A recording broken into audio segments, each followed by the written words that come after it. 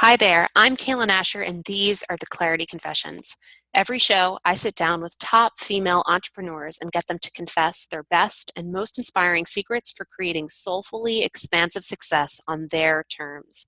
If you're ready for a heaping dose of clarity, inspiration, and feel-good strategies to move you forward in life and business, get ready. It's time for our next confession. Today on the show, we have Breanne Dyck. She is the founder and lead consultant at MNIB Consulting, which helps online training businesses to scale their impact, their team, and their revenue by blending operations management, learning and product strategy, and business model development. Her results-driven strategies help thought leaders and influencers like Chris Guillebeau, Natalie Sisson, and Tara Gentili maximize referrals, retention, and repeat buyers by creating transformational learning experiences that customers can't stop talking about. Her book, Beyond Satisfaction, is now available on Amazon. Hey, Breanne, thank you for being here today. Thank you so much for having me. Yeah, I'm so excited to dive in and to learn from you. And I'd love to just jump off with the question of, how did you get started on this entrepreneurial path that you're on? You know, kind of by accident. It all started when I was actually working in higher ed. I was working at a technical college, and as happens, I did a good job and got promoted. And I quickly realized that the higher I went into the bureaucracy of this large educational institution, the less I was enjoying myself. So I decided, you know what? I'd been doing web design on the side for a number of years, just, a little bit of extra income, something to express my creativity amongst all the administration work that I was doing in higher ed. And I thought, you know what, why don't I give this a try? Maybe if I tried this, I could actually make a living kind of doing stuff on my own.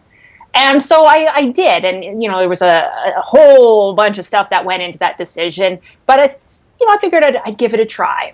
And like so many people who decide they're going to start a business, especially an online business, I realized I had no idea what I was doing. So I was looking and I was saying, oh, look at all these great online courses. I'm going to take some of them. And I did. And what I realized is that some of them were fantastic and some of them were not so fantastic. And it took probably about a year, maybe even 2 years, as I was, trying to do the web design thing. And this just kept sticking in my brain. I was like, there's so much potential.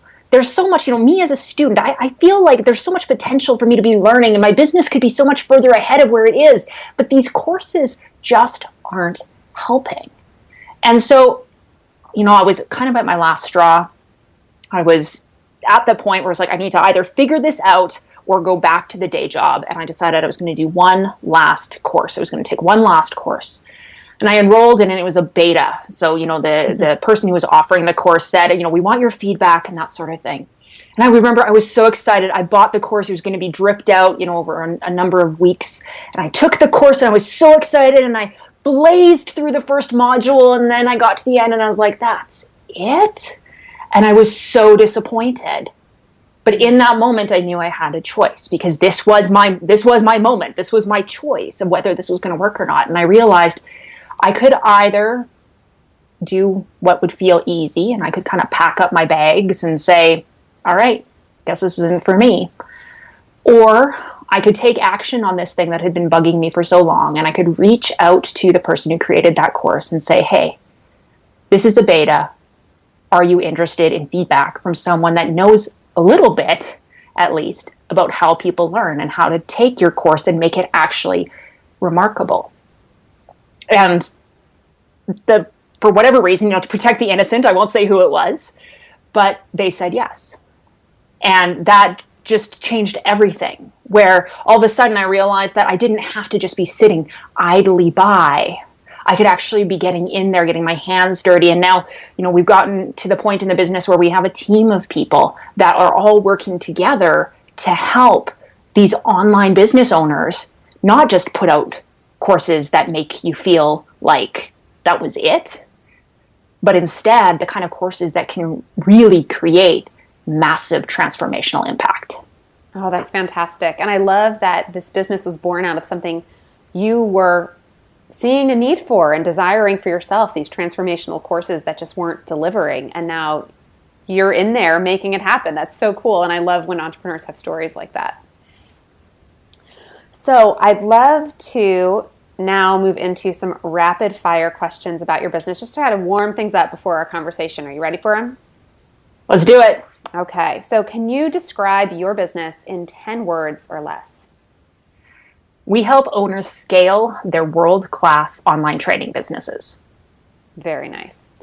Why do you love your work? Because I get to make my clients look like rock stars to their customers. What makes you feel the most successful? When I get the chance to connect the dots and put puzzle pieces together between wildly different ideas. What personal practices or self-care do you make time for regularly? I'm a novice martial arts student. What is the best thing about being an entrepreneur? I love that making things happen is all up to me. And what is the hardest thing about being an entrepreneur? That making things happen is all up to me. It's always a double-edged sword, isn't it? Absolutely. Last question. What is one word that sums up your business mission? Excellence. Oh, that's a good one. I don't think I've had anyone say that before. I like that a lot. It's my favorite word. Actually, it's my second favorite word. My favorite word is perspicacious, but no one knows what that means, so I just say excellence. So what does perspicacious mean? I don't think I know. So perspicacious is actually a word that I discovered when I was trying to figure out what the unique value is that I bring when I'm working with clients. And what it means is when you're perspicacious, you have the ability to have quick, discerning insight into a situation. So you don't need a whole lot of explanation or context or that kind of thing. You see something, you hear something, and you instantly have just this really keen insight. That's perspicacious. Oh, so hopefully as a clarity coach, I am perspicacious then. I'm able to offer that. I don't know if I'll be using that word in my marketing. I don't know if it would resonate, but it's good to know. So, do you mind sharing, just what did your first year with this business really look like? It was interesting because, I told a little bit of the story of how this business came to be. And I was actually talking with my accountant the other day, and he said, "So how long have you been in business?" And I said, "Well, I don't really know how to answer that question because this business has been in constant evolution." And so, the first year in business, if we're talking full time, I was doing web development, and it looked like a struggle to get clients. It looked like I didn't even know where to go or where to turn. I also kind of say, my business changed and pivoted 2 years ago or so. So maybe I had a second first year in business. Mm-hmm. And that was where, all of a sudden I saw this need. As we talked about, I saw this need, and I started to make connections with people in my industry. And it was a whole lot of just trying to figure out the way they think and what they really need. Because just because I saw this need didn't mean that I saw that what I saw was what other people saw. And so it was a lot of trying to figure out how can I take what I know to be true and make it seem and feel relevant to the other people, the people I want to serve. Mm-hmm. And so, there was a lot of missteps. There were clients that I tried to work with that actually didn't end up paying me. That was painful. Because I didn't know how to set up client expectations. I didn't know about creating contracts or that sort of thing. There were clients that I worked with that I shouldn't have worked with. It was terrible fit for the relationship. And there were a lot of nights when I wondered, is it worth it? But what I noticed, because I'm a very reflective person, what I noticed was that when I took the time to reflect back on how far I'd come, I was always learning something from the good and the bad, and that made it easier to move forward, to have those conversations, to get people clicking. We mentioned Tara Gentile in the bio. Near the end of that first year of this kind of pivoted business, Tara actually reached out to me and said, I would like to work with you. And that was the moment when I knew that all of that work I'd been doing, all of the struggles, all of the missteps, all of the errors had been worth it, because I had caught the attention of someone who to me was, way up on a pedestal. And she wanted to come to me because she recognized that I had value to provide. Oh, that's awesome. I mean, it just shows where perseverance kind of pays off when we keep showing up and keep putting ourselves out there, that the wins do come and those breakthroughs do come. And when they do, it makes everything else that much more worthwhile and makes you feel like you're actually making some headway. So good for you for sticking with it, because so many people, they don't make it through that first year. And it's interesting. Sorry to cut you off. Oh, no, not at all.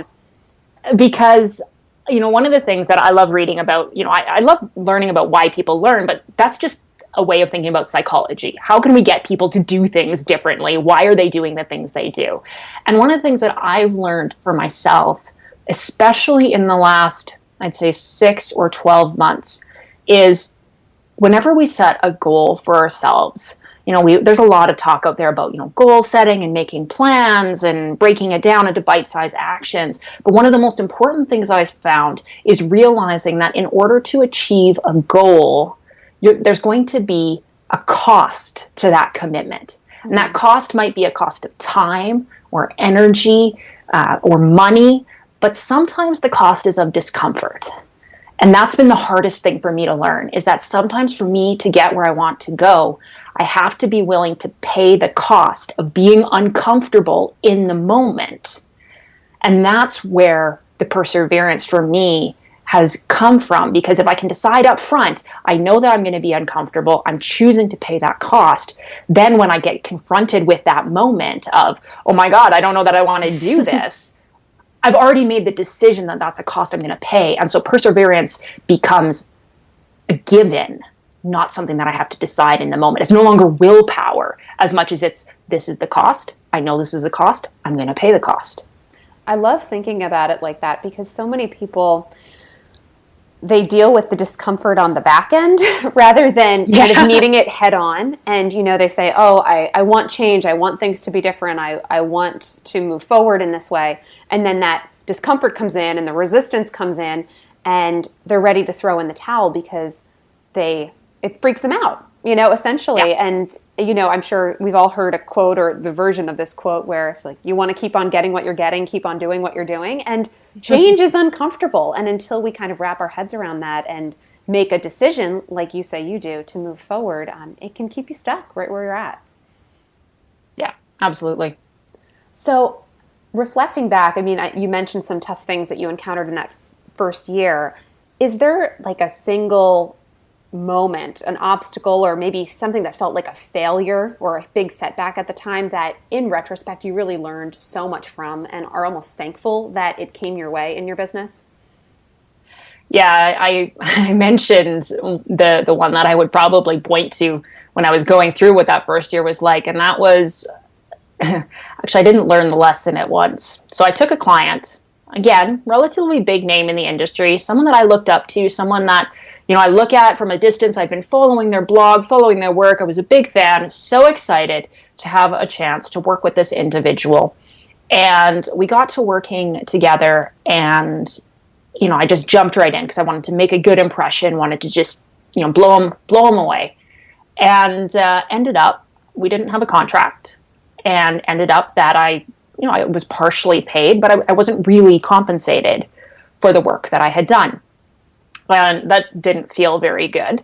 But apparently I hadn't learned my lesson at that point. I needed more time to reflect, maybe, because about a year after that point, this same individual came back to me and said, I would like to work on this project with you. I'm really excited about it. We're going to do this, the other thing. And we'll make sure that you're compensated and blah, blah, blah, blah, blah. And I said, great, this is going to be amazing. So excited, still starry-eyed, apparently. So did the project, worked on the project, got to the end of the project, followed up, a week or two later and said, hey, we need to talk about, where's my money kind of thing.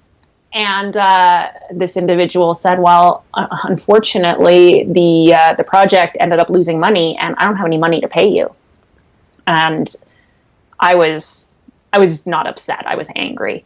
I was very angry.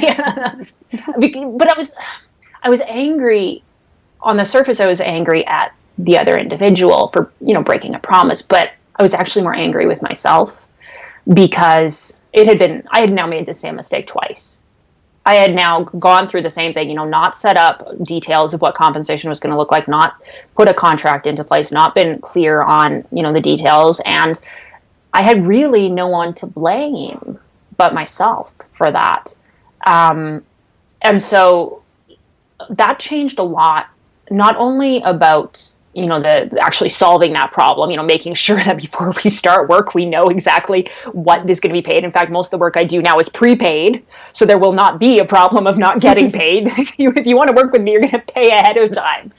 But more than that, it really helped me to learn the importance of having and setting clear expectations and having and setting clear boundaries, not just for the sake of, myself and getting paid and all of that, but also to help the client feel like they're getting what they paid for. They're getting the value out of their experience. I still, in a lot of cases, work on more of a handshake deal with clients. We don't have big legal contracts and that sort of thing, but I'm much more careful before the engagement starts about being very clear about what are the roles, what are the responsibilities, how do we know what success looks like, how are we going to measure the value of that, and how are we going to package that all up in a way that I'm fairly compensated and the client is also in a position where they can expect to see a return on their investment. I'm so glad you brought that up about, the lesson coming through and then it presenting itself again, because I think there's so many of us who have that same issue keep coming up in our business again and again and again. I mean, often it involves money. I think for a lot of women, that tends to be a place where, we get so excited or starry-eyed about the client or just want to serve them so well that, we kind of push the money issue under the rug and then it comes back to bite us. But I think we've all heard that, the lessons keep coming until we learn them. And so if there is something that, you listener out there are dealing with that keeps presenting itself, there might be something there to look into, learn from Breanne's experience here that she's sharing with us, because there's something that could probably be resolved and make your business feel a heck of a lot better if you worked on it. The other thing that really made a difference in terms of, setting those expectations, setting those boundaries, that kind of stuff, it might sound a little ridiculous, but as soon as I tripled my prices, a lot of those problems magically seemed to go away. But it was because there wasn't a fair exchange of value. I wasn't presenting what I had to provide, what I had to bring to the table as something that was worthy of the time and the energy and the high level of value. And so, when I think about this project, the second example that I gave, and they said, the project went over budget, we don't have money to pay you. I know that other people who worked on that project were paid. I've talked to them. I know they were paid. The difference is that I didn't position my work and my contribution as being significant enough value to make sure that I was also in that upper tier of people got paid. I allowed myself to be kind of shut off to the side. And as soon as I started to value my own contribution more, raise my prices as an indicator of that, and be more clear about what is actually going on here, that was when a lot of, things started to click. I got more clients as soon as I raised my prices. I got more of the right clients. One of the other challenges I talked about was I had worked in that first year. I worked for about 6 months with someone who wasn't a great client. Raised my prices. She wasn't willing to pay them. Got a whole bunch more clients in her place. And that was amazing. That was phenomenal. That's really remarkable. I think, like I was saying before, money can bring up so many fear issues, and raising prices definitely can bring that up. But it really does, when you value yourself and make your own self-worth evident in what you're charging and communicate it obviously in the packages you're putting together as well, it really can transform things. It's cool, and I love that you said you got more clients when you raised your prices. I hope everyone heard you say that, because it really can happen that way. Really can. So one last question here that I think it would be a nice one to kind of land on at the end. Do you have a piece of advice that sticks out in your mind that you received from somebody wise, whether someone you know or in a book, that has kind of guided you on your entrepreneurial journey? So many different pieces of advice. It's it's hard to choose just one. But the one I want to choose, the one I want to share, actually relates back to the conversation we were just having about value and valuing yourself. And it's a lesson that I actually learned from a client. And it was the lesson that value is in the eye of the beholder. Because I love that. And I think it solves so many challenges. I work with a lot of people who build online courses, group coaching programs, that sort of thing. And they often struggle to figure out, what's the end result that I'm trying to achieve? What's the transformation I'm trying to create? What does this thing look like? Whether that's, to figure out what to put into their curriculum or how to market it or how to price it. And it comes back to this idea that value is in the eye of the beholder. And the reason that I say I learned that from a client is because I was actually working with a client to develop her course. I was running a group program at the time. So there was 5 or 6 people that I was working with to develop their online programs. And we got to the end of the program and we were talking about, what do you do with feedback and how do you integrate that into your program and that sort of thing. And I asked the group, share with me their feedback. And one of the gals said, I took this course.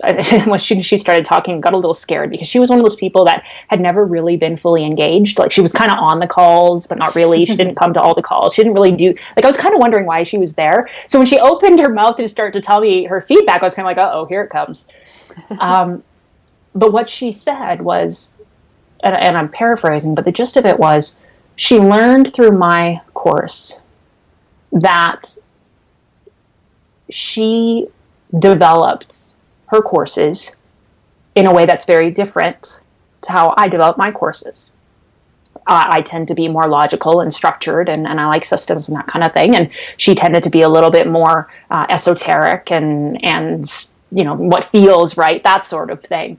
And she said, the lesson that she doesn't need to try and develop something more structured or whatever, because that wasn't natural for her. That lesson itself was worth the price of the course. She didn't learn the method that I wanted her to learn. She didn't learn the technique that I had hoped she would be able to apply. And she said, you know what, though? That was okay, because I learned something about myself. And it was valuable to me. It was valuable from my perspective because of that. And I've taken that lesson and I've turned it into that catchphrase, which is value is in the eye of the beholder, because it's so important when I'm looking at my clients, when I'm looking at my clients' clients, when I'm looking at how I engage with the world, I can bring as much value as I want, but the value also has to be received. And if the value isn't received, then I haven't really provided value for that person. So I either need to change what I'm providing, or I need to change who I'm providing it to. But so long as you remember that value isn't something we create in abstract, it's created in the eyes of the people receiving it. For me, that's changed everything about how I approach what I'm creating, who I'm creating it for, how I show up in the world, because value is in the eye of the beholder. Thank you for sharing that. That was very insightful and interesting also to hear that she moved through that program and didn't get out of it what you were hoping that she would. I think so many of us, we come in with this very clear idea of what we're hoping our clients are going to receive, and to just be open to the fact that, like you said, the value is in their eyes, not just in ours, and that it's a two-way street, and that we're co-creating these experiences with our clients at every step of the way. Yeah. So now that we're wrapping things up, is there, thinking about what we talked about today, any any action step, any last bit of advice that you'd like to leave the listeners with or encourage them to pursue at this point? I think it'd be fun. Yeah, let's have, all right, you guys, you're listening to this. We're going to give you a challenge. I want you to look at one of your products. I don't care which one. Take, your favorite. And I want you to mentally triple the price. If you're selling it for $300, now in your mind, it's $900. And I want you to ask yourself, what would have to be true about that product for my customer to feel that that tripled price was the appropriate value exchange to buy that? Sometimes it might be that you have to add things to make it worth that tripled price. Sometimes it might be that you have to remove things to make it worth that tripled price. But I want you to think about that product, imagine it at a tripled price, and ask yourself what would have to be changed to make that a fair exchange of value. Then sleep on it. And then the next day decide whether or not you want to go ahead with it.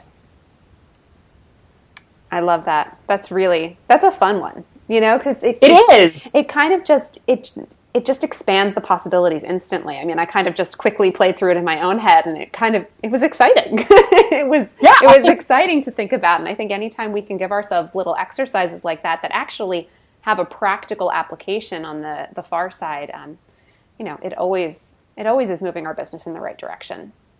And so lastly, let us know where we can connect with you. What have you got going on? Absolutely. So you can find me. My home base on the web is mnibconsulting.com. That's where we've got all of our articles and resources and all that kind of fun stuff.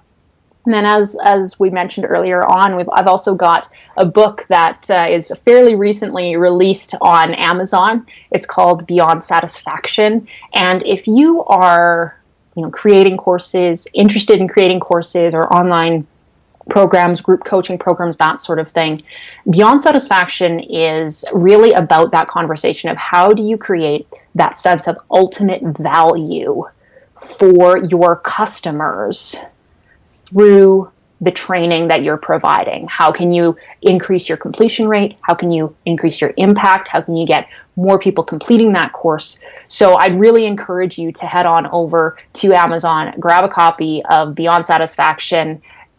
Check us out at mnibconsulting.com as well. And yeah, I would love to see you in our world. Personally invite Fantastic. you to Breanne, join me for thank this you so much for sharing that always your stories and your amazing advice breakthroughs for everyone and who moves giving us through a glimpse inside your Each day business during this and 5-day what it took to experience, get you'll to receive where a you are short today. I audio really from me appreciate and a it. loving action step Thank you so much. to help you reset your mindset and embrace self-love and growth. Here's what just a few participants had to say about this totally free 5-day experience. Nolene said, "It's a fabulous, uplifting, positive start to your day, week, and ultimately the rest of your life." Another Clarity crew member said, "This challenge brought to the surface the inner wisdom that we can sometimes bury down."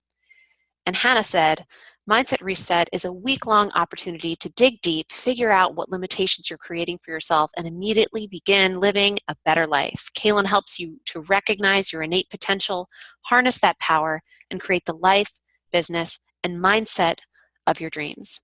If that sounds good, together we are going to uncover your mindset blocks and work to remove them so that you too can move forward in life and business untethered by your limiting beliefs and ready to expand into your true and fullest potential. So if you want in on the Mindset Reset experience that has already helped hundreds and hundreds of women reset their mindsets for soulfully expansive success on their terms, head over to cailenascher.com/updates now and enter your name and email to be the first to know when it's time for our Mindset Reset.